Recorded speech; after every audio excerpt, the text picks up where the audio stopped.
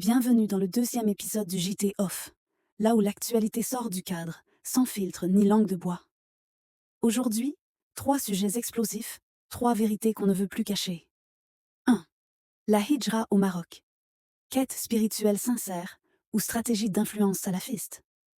Le hayek marocain n'est pas un costume de soumission. C'est un héritage, pas un déguisement politique. 2. Immobilier au Maroc. Les jeunes exclus, les étrangers spéculent, les lois dorment. Qui contrôle vraiment ce marché devenu un casino à ciel ouvert? 3. bombe. La Cour des comptes frappe fort. Financement public des partis politiques, irrégularité, favoritisme, opacité. Où passe vraiment votre argent? Si ce genre de contenu vous parle, abonnez-vous maintenant. Likez, partagez. Ensemble, on lève le voile sur ce qu'on préfère vous cacher. Depuis quelques années, un phénomène s'étend discrètement au Maroc. Des vagues de hijra, c'est-à-dire l'installation de familles ou individus venus principalement d'Europe en quête d'un mode de vie plus pieux selon leurs termes. Mais sous cette apparente quête spirituelle se cache parfois autre chose, un agenda. Certains importent des pratiques sociales et religieuses radicales, souvent inspirées du salafisme le plus rigide, voire de l'idéologie talibane. Et pendant qu'ils parlent de pureté, de retour à la sunna, ils regardent le hayek marocain comme un folklore, alors qu'il est un symbole de dignité, de pudeur et de fierté culturelle. Ce tissu, c'est l'histoire de nos mères, pas une copie afghane qu'on impose aux filles dans nos médorsas. Personne ne leur interdit de vivre leur foi. Mais nous avons le droit de refuser qu'on redessine notre identité à coups de vidéos YouTube tournées en pick-up au désert. Le Maroc, ce n'est pas Kandahar. Et la religion, ce n'est pas le contrôle de la pensée par la peur. Le débat est ouvert. Mais pas à sens unique. La hijra est-elle une bénédiction ou une menace voilée? Dites-moi ce que vous en pensez en commentaire. Et pendant que certains fuient vers le Maroc pour trouver un refuge, d'autres fuient les grandes villes marocaines, devenues inaccessibles. Pourquoi? Marché immobilier débridé, spéculation étrangère, jeunes exclus. On en parle dans un instant. Casablanca, Marrakech, Tanger, Rabat. Dans ces villes, le rêve d'accéder à la propriété est devenu un luxe réservé à une minorité. Depuis plus de 10 ans, les prix flambent. Complètement déconnectés du revenu moyen marocain. Des jeunes doivent pas s'endetter sur 25 ans ou vivre éternellement chez leurs parents. Mais pourquoi? Parce que ce marché est livré à lui-même. Une jungle, sans arbitre, où règne la loi du plus fort ou du plus étranger.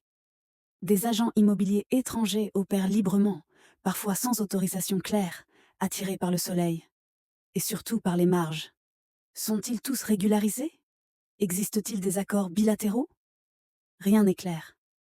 Et pendant ce temps, des Marocains en France ou en Europe, eux, doivent suivre des démarches administratives strictes qui les traitent comme suspects. Passer des certifications. Pourquoi ce 2 poids 2 mesures? Si ce genre de questions vous parle, si vous pensez qu'on mérite mieux que ça, abonnez-vous. Likez la vidéo. C'est notre seule force pour continuer à enquêter, documenter, déranger. Des promoteurs imposent leurs lois, paiement au noir, retard de livraison, malfaçon, voire abandon pur et simple de chantier. Et aucun cadre légal solide pour protéger l'acheteur marocain. Aucune politique sérieuse de logement social. Aucune régulation à grande échelle. Et des quartiers entiers deviennent des vitrines Airbnb au lieu d'accueillir des familles marocaines. Ce n'est plus un marché. C'est un Far West en béton. Et tant que personne ne crie stop, ils continueront à construire. Pour les autres. Pas pour nous. Dans un instant, les millions distribués aux partis politiques et les millions détournés. La Cour des comptes balance tout. Restez là. Quand on parle de partis politiques, certains imaginent encore des idéaux, des débats d'idées, des projets pour le peuple. Mais aujourd'hui, la réalité est tout autre. C'est Zineb El Adaoui, présidente de la Cour des comptes, qui vient de nous le rappeler. Dans un rapport publié cette semaine, la Cour des comptes dévoile un tableau choquant. 140 millions de dirhams versés par l'État aux partis, et seulement 43% réellement utilisés. Où est passé le reste? 60,38 millions utilisés sur 140. 16 partis n'ont rien reçu. Un seul parti a reçu une aide pour la représentation des femmes. 100 813 dirhams. Ce n'est pas juste un déséquilibre, c'est une alarme. 99,21% de ces fonds servent à la gestion courante. 0,17% pour représenter les femmes. Vous avez bien entendu. Moins que rien. Et pendant ce temps, 9 partis s'accaparent 92% des financements. Les autres? Qu'ils se débrouillent. Le pluralisme? Étranglé par le budget. 1 720 000 dirhams d'irrégularité. Paiement en espèces au-dessus des plafonds. Justificatif manquant. Cotisation des adhérents en chute libre. Et on continue de parler de démocratie, comme si de rien n'était.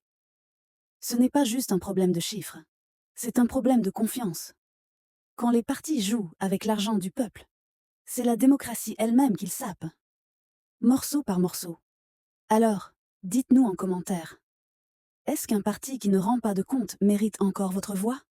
Likez si vous pensez que ces chiffres doivent faire le tour du web. Partagez. Et surtout, abonnez-vous. La semaine prochaine, dans le JT Off, un dossier exclusif. Infiltration, influence et lobbying dans les campus marocains. Qui tire vraiment les ficelles? Rendez-vous jeudi prochain. Même lieu, même vérité. Inch'Allah. JT Off. La vérité n'a pas de sponsor.